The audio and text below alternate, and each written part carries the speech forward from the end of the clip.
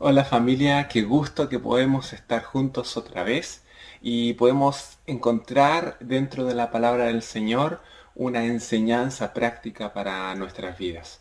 Quiero agradecerte por ocupar este espacio para poder escuchar lo que Dios tiene reservado para nuestros corazones y así poder ser desafiados a seguir creciendo en nuestra fe cristiana. Hemos estado viendo el Sermón del Monte y ya llevamos como 7 sesiones en donde hemos podido descubrir las enseñanzas del reino que Jesucristo comparte directamente con sus discípulos y que también pueden ser llevadas o contextualizadas a nuestra realidad, que es la misma realidad que ellos vivieron hace más de 2000 años. Lo interesante de todo esto es que marca un precedente de cómo deben vivir y cómo deben comportarse aquellos que pertenecen al reino de los cielos y que están aquí en la tierra representando a ese rey soberano que reina por sobre todo.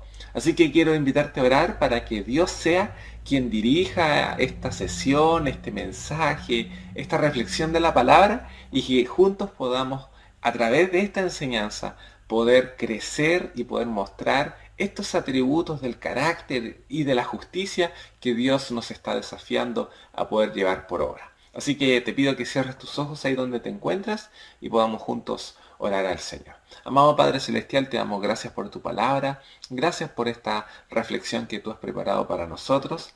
Queremos, Señor, que nos inspires, que nos enseñes, que seas, Señor, moldeando nuestro carácter, formando en nosotros una justicia propia del reino, Señor, y que podamos vivir a través de esta forma que tú buscas en nosotros, representando, Señor, y mostrándole a los demás que te pertenecemos.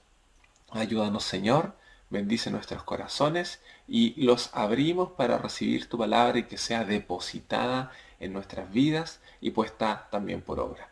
Gracias, Señor. En tu nombre, Jesús. Amén. Como hemos dicho, estamos analizando, estudiando el Sermón del Monte y hoy vamos a ver otra aplicación de la justicia a través del juramento. Así que quiero invitarte a Mateo 5, que ha sido nuestro texto base, Mateo 5, versos 33 al 37. Y dice así la palabra del Señor. Además, habéis oído que fue dicho a los antiguos, no perjurarás, sino cumplirás al Señor tus juramentos. Pero yo os digo, no juréis en ninguna manera, ni por el cielo, porque es el trono de Dios, ni por la tierra, porque es el estrado de sus pies, ni por Jerusalén, porque es la ciudad del gran rey, ni por tu cabeza jurarás, porque no puedes hacer blanco o negro un solo cabello, pero sea vuestro hablar sí, sí, no, no, porque lo que es más de esto, de mal procede. Aquí lo que está el Señor haciendo a través de esta nueva enseñanza del Sermón del Monte es aplicar la misma metodología que ya hemos visto en los principios anteriores. Había una importante interpretación errónea, equivocada, que tenían los fariseos, los religiosos y maestros de la ley, donde habían tratado, habían moldeado la ley a su propia conveniencia. Lo interesante de todo esto es que no es muy distinto a lo que hoy día estamos viviendo. Una sociedad que aplica la justicia de Dios y los principios del reino de una manera conveniente. Y si van en contra de la conveniencia, mejor no los usemos, no los apliquemos, no nos sirven o están obsoletos a este tiempo. Eso es lo que hoy día dice la sociedad. Algunos principios sí, el no matarás, por ejemplo. Pero hoy día incluso ese mismo principio se ha tergiversado a través de diferentes otros aspectos. Hoy día, por ejemplo, el no matarás está en boca de todos. ¿Y por qué? Porque la gente ha analizado la opción de instaurar nuevamente dentro de la ley chilena la pena de muerte. Hay un código muy antiguo que era el código de Hammurabi, que fue iniciado en la cultura babilónica, donde este regente de esta cultura dijo ojo por ojo, diente por diente. Y culturalmente desde Babilonia hasta el día de hoy sigue estando en el corazón de la sociedad, que lo que tú me haces me permite o me da el derecho de hacerte lo mismo. El sentido de la venganza, el sentido del odio, el sentido de pagar mal por mal. La escritura es súper clara sobre eso. No paguéis mal por mal. Inclusive Romanos nos dice que venzamos el mal con el bien. Jesucristo dio el ejemplo. Si te abofeteaban en una mejilla, poner la otra. Estuvo en contra de estos principios que desde muy antiguos se traían y que hasta el día de hoy en la sociedad siguen vigentes. Lo que está haciendo Jesús directamente aquí es echar por tierra cómo ellos habían moldeado, cómo habían cambiado los principios bíblicos del Antiguo Testamento y de la ley de Moisés a la conveniencia cultural, religiosa y moral de ese tiempo. Y como te decía, no es muy distinto a lo que hoy día sucede.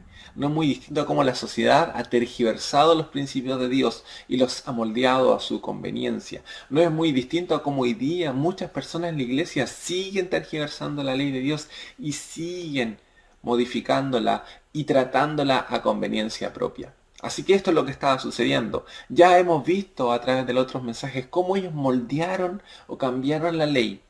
Ellos tenían un texto propio, que era el Talmud, y el Talmud recogía toda la construcción de las tradiciones y de los reglamentos que ellos mismos habían impuesto y que hacían muy difícil la carga espiritual de aquellos que querían acercarse a Dios. Tenían que cumplir con una serie de requisitos y exigencias que al final lo único que hacían que la gente se alejara de Dios en vez de acercarse a Dios.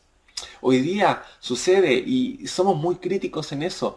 La iglesia tiene que recibir a las personas, no ser inclusiva en el sentido de aceptar cualquier cosa o tener libertinaje, sino que recibir a aquel que con corazón comprometido ha decidido arrepentirse, ha decidido cambiar su forma de vida y entregar a Dios plenamente su voluntad, sus deseos y que Dios sea moldeando cada aspecto de su vida. En eso sí, no importando el nivel socioeconómico, no importando el nivel cultural, no importando de dónde viene la persona, la iglesia debe abrir sus brazos y recibir al que necesita. Pero hoy día hemos vuelto o muy pesada la carga o muy liviana y prácticamente hemos recibido de todo tipo de personas que no traen una convicción, que no quieren arrepentirse y que solamente quieren ser parte de un grupo social. La iglesia no es un grupo social. La iglesia es la comunión de los salvados, de los redimidos, de los que han sido transformados por la sangre de Cristo. Ahí está esta nación santa, este pueblo escogido por Dios, este real sacerdocio, este pueblo que Dios ha guardado para sí y que tiene como propósito anunciar las virtudes de aquel que nos llamó de las tinieblas a su luz admirable. Eso es lo que dice puntualmente 1 Pedro 2:9. ¿Por qué te menciono esto? Jesús tenía por claro derribar aquellos argumentos que se habían levantado para que el Evangelio se hiciera lejano. Y una de las palabras que Jesucristo ocupó es: el reino de los cielos se ha acercado. El reino de los cielos es genuino. Con la enseñanza de Jesús se hizo genuino el reino de los cielos. Se hizo palpable, se hizo cercano para todos. Y esa es la interpretación y la enseñanza que Jesús quiso compartir con los judíos.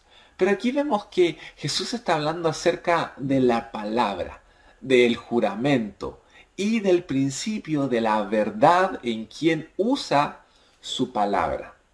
¿Por qué sucedía esto puntualmente? ¿Por qué vemos a Jesús discutiendo, debatiendo sobre este aspecto de la ley? La verdad es que veíamos en un principio que Jesús estaba interesado en el carácter del cristiano. Las bienaventuranzas citaban cómo debía ser el carácter del cristiano. Ahora estamos viendo la aplicación de la justicia en el carácter del cristiano. Cómo la justicia nos debe llevar a vivir y tomar decisiones que no tan solo para Dios sean justos, sino que para la gente, de tal forma que, como dice Mateo 5:16, podamos mostrar a través de nuestras buenas acciones y nuestras buenas obras que somos del Padre, el cual al ver la gente estas buenas obras, va a ser glorificado por ellos. Ese es el propósito. Entonces la instrucción aquí detallada del versículo 33 es no lo que salía en la ley de Moisés, sino que era lo que ellos decían. Y quiero leerlo nuevamente. Además habéis oído que fue dicho a los antiguos: no perjurarás, sino cumplirás al Señor tus juramentos. ¿Qué estaba sucediendo puntualmente aquí? Los fariseos habían instituido la interpretación de la ley a través de lo siguiente. Si tú juras por Dios, entonces estás obligado a cumplir tu juramento. Pero si tú juras por cualquier otra cosa que no sea Dios, por tu casa, por tu familia, por tus animales, por el oro que tienes en tu bolsillo, por cualquier otra cosa que no fuera Dios, no estás obligado a cumplir tus obligaciones o tus compromisos y puedes incluso incumplirlos y no vas a tener ningún castigo o reprensión. ¿Te das cuenta cómo se permitía la mentira, el engaño y la falsedad en contra de la hipocresía santa? La hipocresía de decir, no, es que si juro por Dios es distinto. Entonces tengo que cumplirlo. Pero si juro por otra cosa que no es Dios y no tiene este carácter de santo, entonces puedo fallar, puedo mentir o puedo dejar de cumplir. Ese será el principio de los fariseos. Y aquí el Señor les dijo, ustedes oyeron que así se debía hacer. Pero desde el versículo 34 al 37, Jesús nos enseña y nos clarifica que realmente no deberíamos jurar por nada. Y vamos a ver el por qué Jesús es tan detallista en decirnos no solo no jures por Dios, sino que no jures. Y vamos a ver el por qué. En el Antiguo Testamento se había puesto como parte de la ley de Moisés, el mandamiento que enseñaba a todas las personas, a todos los hebreos y a los que estaban con los hebreos, a no usar el nombre del Señor en vano. Esto aparece ahí en Éxodo capítulo 20, versículo 7, y dice puntualmente, no tomarás el nombre de Jehová tu Dios en vano, porque no dará por inocente Jehová al que tomare su nombre en vano.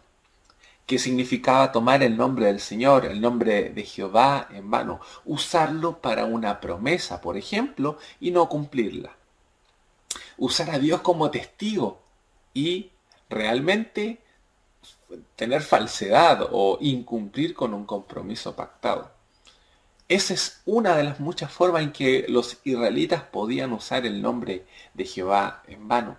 Pero también la ley nos clarifica otra visión de esto mismo. En Levítico capítulo 19, versículo 12 dice, y no juraréis falsamente por mi nombre, profanando así el nombre de tu Dios, yo Jehová. Lo firma Dios de su propia mano, diciendo, no usarás mi nombre para jurar. Aquí Jesús está resumiendo varias ordenanzas del Antiguo Testamento que aplican al concepto del juramento. Era importante para su aclaración darle a entender a los fariseos que estaban muy equivocados en su interpretación de la ley. Así que no era solo una obligación cumplir si tú jurabas, o si el fariseo, si el judío, o si el hebreo normalmente juraba por Dios, sino que era necesario cumplir una promesa, sea cual sea la promesa que tú diste, sin necesidad de jurar. Ahora, ¿por qué Dios permitió el juramento? Porque conocía el corazón de los hebreos. Conocía que ellos eran propensos a la mentira, que ellos eran propensos al pecado. Así como Dios permitió la disolución del matrimonio bajo esa carta que habíamos visto en la semana, así como Dios había permitido algunas cosas, no estaban dentro de su voluntad, sino que por el corazón de su pueblo, Él había dicho ya, bajo estas condiciones, enmarcado en estas situaciones, yo permito que hagas esto. Pero nunca estuvo dentro del plan del Señor. Cuando Dios hace esta institución del matrimonio, lo veíamos la semana pasada, que lo que Dios unió no lo separa el hombre. Y se había entonces dado una opción al divorcio porque conocía el corazón de los humanos, conocía el corazón de los israelitas, que era llevado al mal. nuevamente aquí vemos que existe la opción del juramento porque había un corazón hipócrita en el israelita, porque ellos eran propensos a fallar las promesas de Dios. Eran propensos a fallar a lo que estaba predispuesto como un pacto o un juramento. Es tan fuerte esto que a mí me llama mucho la atención que en el pacto que Dios hace con Abraham, entendiendo el corazón del ser humano, Dios pacta con Abraham y Dios pasa una vez y pasa dos veces por entre los animales partidos como una señal del pacto y del juramento que ambos se hacen. Pero lo interesante es que es Dios quien juramenta por sí mismo y también juramenta por el hombre. Este simbolismo de pasar una vez y de devolverse y que Abraham no haya pasado es lo podría parafrasear de la siguiente manera: yo prometo y a la vez yo cumplo por ti. ¿Y esto cómo fue cumplido? Dios Padre prometió, Dios Hijo lo cumplió. Jesucristo con su vida santa, intachable, Él cumplió el pacto. Él, al poder predisponerse como un sacrificio, Él mismo cumplió. Él fue esta persona que venció el pecado, esta persona que hirió a la serpiente, a este simbolismo del pecado destructor de la humanidad. Y ahí en la cruz venció. Entonces, este pacto de fidelidad es dado por Dios y cumplido por Dios, sabiendo que los pactos de los hombres constantemente se incumplían. Me llama mucho la atención en el concepto del pacto que para poder recordarse los pactos existía el pacto de sal, que permitía que dos personas que pactaban entre sí compartieran la sal del uno y del otro para que al llegar a sus casas con la sal del otro y sazonar sus alimentos se recordaran del pacto que habían hecho para que no lo olvidaran. O otro aspecto importantísimo del pacto era que dos personas en el Antiguo Testamento pactaban y para pactar una con la otra metía su mano por fuera de la parte íntima entre el muslo de la pierna, que era un acto prácticamente de violación, y con eso juramentaba un pacto. ¿Por qué de esta forma? Porque si cumplía el pacto había un vínculo de cumplimiento. Pero si no cumplía el pacto, era transgresor del pacto y a la vez un transgresor sexual, porque había tocado o manoseado a la otra persona. Hay simbolismos muy interesantes en todo esto, pero el pacto tenía que tener muchos atribuyentes para que se cumpliera, porque de por sí el corazón de la persona es llevado a mentir, a engañar o a olvidarse de los acuerdos o de las promesas. ¿Por qué contextualizo todo esto? Porque Jesús eso es lo que quiso llevar. Al final de todo esto concluye con un consejo que vamos a ver a continuación, pero es interesante cómo Jesús construye esta enseñanza y a la vez esta reprensión para todos los hebreos o los judíos que lo estaban escuchando. Entonces, ¿por qué Jesús señala esto de que no debemos jurar? Israel se caracterizaba por ser un pueblo mentiroso y la única garantía que tenía Israel era la de juramentar para poder dar validez a la verdad. Entonces, Dios quería evitar el juramento, porque quería que su pueblo se condujera hablando verdad. Es interesante esto. El apóstol Pablo en más de una ocasión le enseñó a la iglesia y les motivó a que hablaran verdad unos con otros. Recordemos que la identidad de Cristo mismo, quien es la persona que es un ejemplo para nosotros y a quien debemos imitar, se autodetermina como la verdad. Yo soy el camino, la verdad y la vida. Jesús es verdad, su palabra es verdad, en Él no hay ningún rastro de mentira, sus promesas son verdaderas y Él cumple todas sus promesas. Él no engaña ni es engañado. Jesús es la verdad, Jesús es la palabra de vida.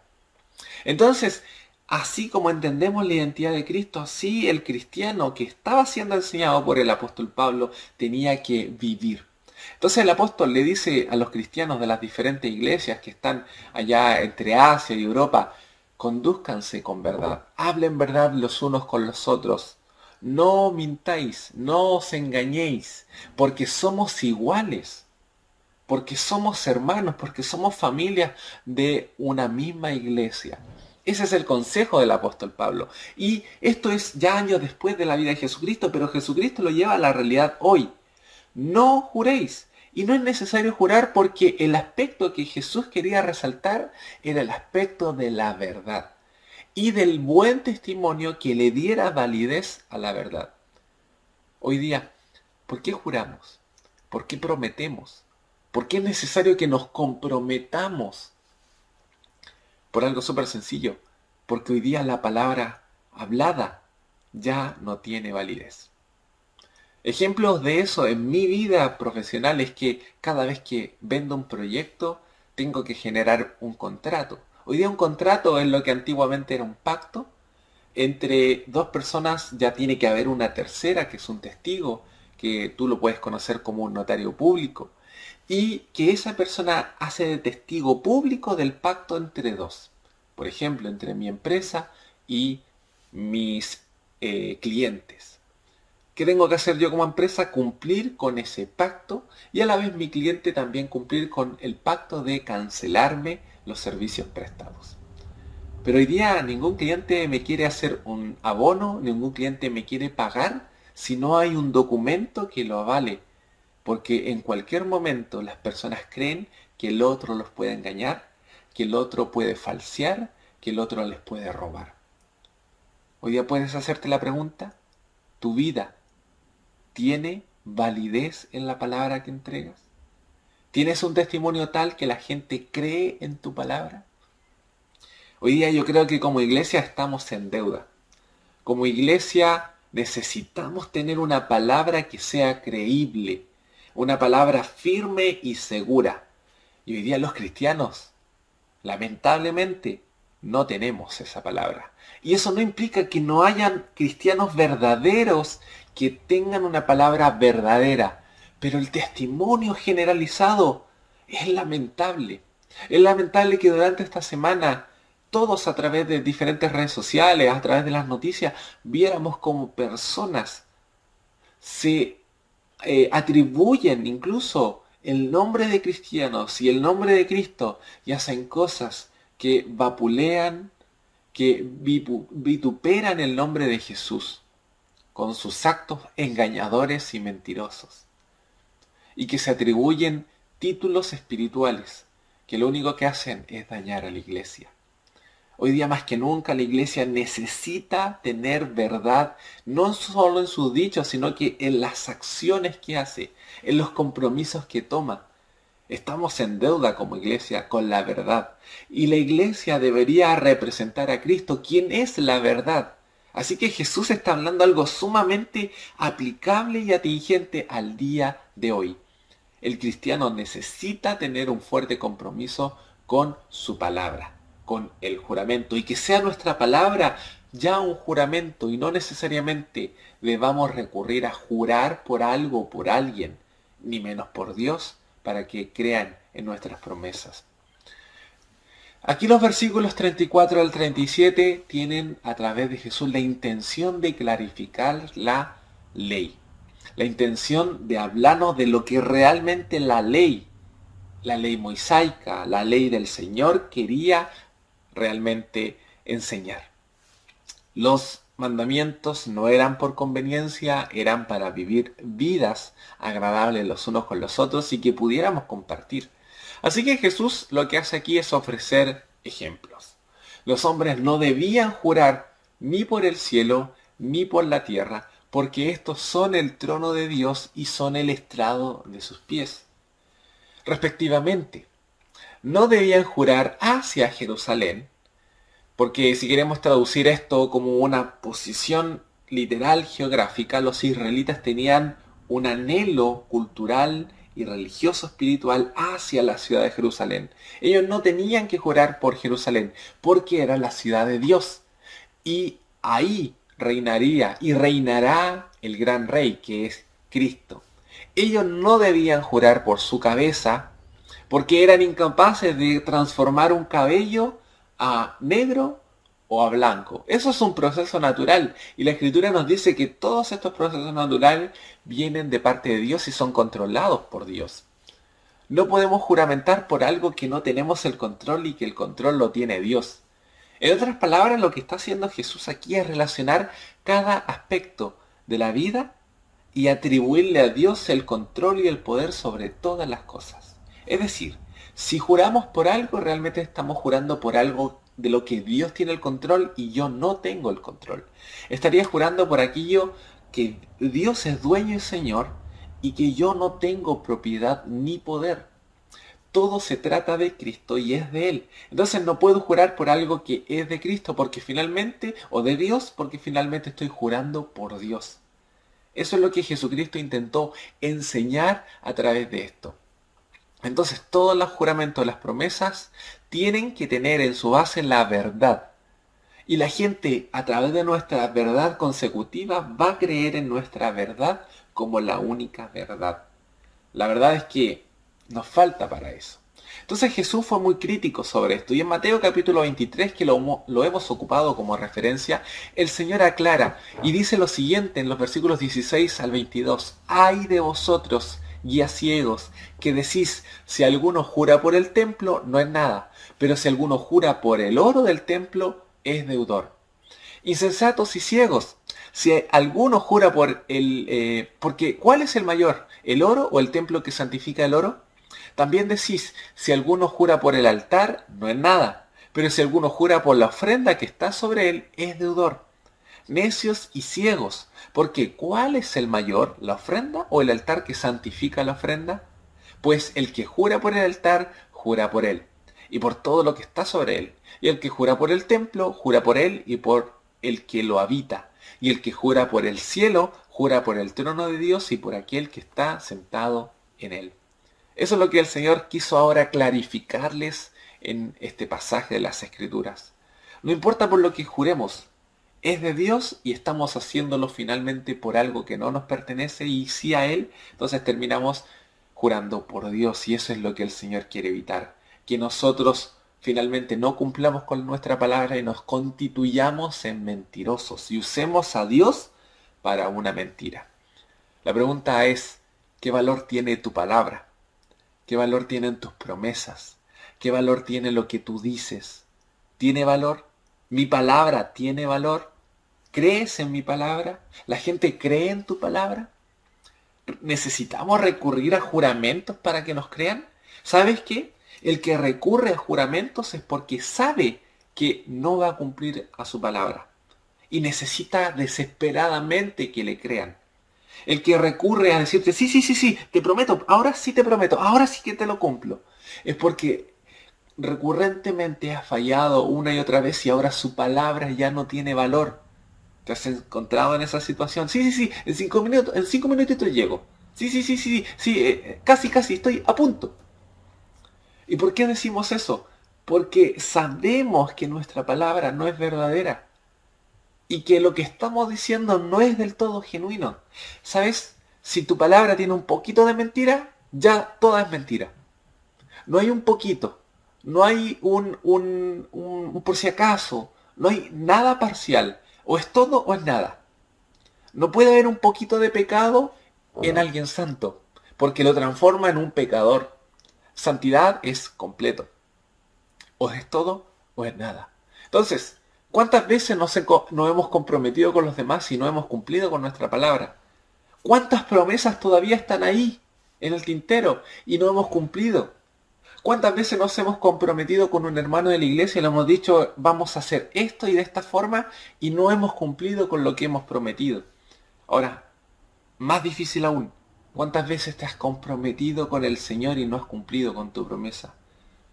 Una de las cosas que más me llama la atención es que muchos cristianos parten el 1 de enero leyendo la Biblia y termina enero, termina febrero y terminaron de leer, pero no acabaron la Biblia. ¿Cuántos se autoprometen a sí mismos que van a tomar compromisos con Dios que terminan transformándose en compromisos con Dios y promesas a Dios que no cumplen? Dios nos ha enseñado que mejor no le prometamos ni le juremos si es que vamos a terminar mintiéndole. Entonces, ¿cuánto compromiso con Dios hoy día están inconclusos, sin cumplir? Proverbios 6, del 16 al 19 dice, 6 cosas hay que odia el Señor, y 7 son abominación para Él, es decir, le producen asco. El primero, ojos soberbios. Segundo, una lengua mentirosa. Tercero, manos que derraman sangre inocente. Cuarto, un corazón que planea y maquina deseos y planes perversos. Después, pies que corren rápidamente hacia el mal, que están predispuestos al pecado. Un testigo falso que dice mentiras. 2 veces habla de la mentira y del engaño. Y el que siembra discordia entre sus hermanos. Todas estas cosas son las que Dios rechaza. Pero por esto mismo, Efesios 4:25, el apóstol Pablo le dice a la iglesia, así que dejen las mentiras y díganse siempre la verdad unos a otros, porque todos formamos parte del mismo cuerpo. Ese es el consejo que dio el apóstol Pablo a la iglesia en Éfeso. Y Colosenses, ahora a la iglesia de Colosas, el capítulo 3, versículo 9 y 10, no se mientan los unos a los otros, puesto que ya se han despojado de lo que antes eran y de las cosas que antes hacían, y se han revestido de la nueva naturaleza, la del nuevo hombre que se va renovando a imagen de Dios, su creador, para llegar a conocerlo plenamente. ¿Cuál es la solución entonces? 1. Aborrecer la mentira. Y 2. Pedirle a Dios que quite de nosotros nuestra tendencia a la mentira. Salmos 119, versículo 163 dice, la mentira aborrezco y abomino, tu ley amo. Primero, amado hermano, amigo, quien estés viendo este video, primero es nuestra decisión aborrecer, odiar, detestar la mentira. No quiero mentir, no quiero engañar. Si sé que no voy a cumplir, prefiero no prometer. Y si sé que voy a cumplir, prefiero decirlo con mis palabras y con verdad que prometer con un juramento. No es necesario, demuéstralo. Demuéstralo con actos simples. Y también pidámosle a Dios para que Él nos ayude a apartarnos del camino de mentira, apartarnos de las palabras mentirosas. El mismo capítulo 119, versículo 29 del libro de los Salmos dice, aparta de mí el camino de la mentira, y en tu misericordia concédeme tu ley. Permíteme cumplir con tus mandamientos. Es interesante esto, que tu palabra sea verdadera. ¿Y cuál es el último consejo del Señor a todo esto? Versículo 37 de Mateo 5. Pero sea vuestro hablar sí, sí, no, no. Que tu palabra sea sí, si es que sí lo vas a hacer. Si tu palabra es no, es porque sabes que no lo vas a hacer. No te comprometas. Pero mira qué interesante lo que le sigue. Porque lo que es más de esto, porque lo que está de más, porque lo que añadimos a del pecado, del mal, de lo maligno viene o procede. A veces, ¿sabes qué? Te condenas por hablar de más. Mejor es guardar silencio. Aquí viene todo. Palabras cortas. ¿Sí o no? Simple. No prometas más. No hables más. No te encalilles más con promesas. Porque si hablamos de más, de mal procede. De la mentira, del engaño, del pecado vienen. Mejor palabras cortas con un fuerte compromiso de verdad. Sí o no. Esto sí puedo hacerlo y lo voy a hacer. Esto no puedo hacerlo, prefiero no comprometerme. Hermano, no intentemos acapararlo todo. No intentemos quedar bien con las personas.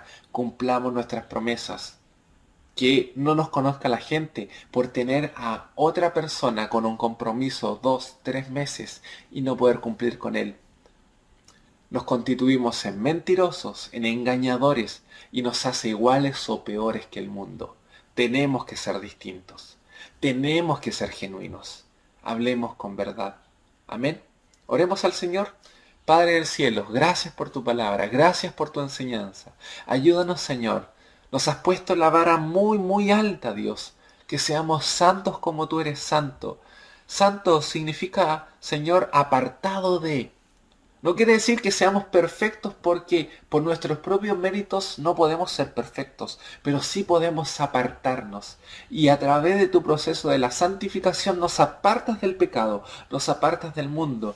Que la influencia del mundo sea rota en nosotros, Señor, de tal forma que nuestra palabra sea verdad y que limitemos, Señor, nuestros compromisos a un sí y a un no en base a nuestras posibilidades. Ayúdanos a no hablar de más. Ayúdanos a no comprometernos con lo que no podemos cumplir.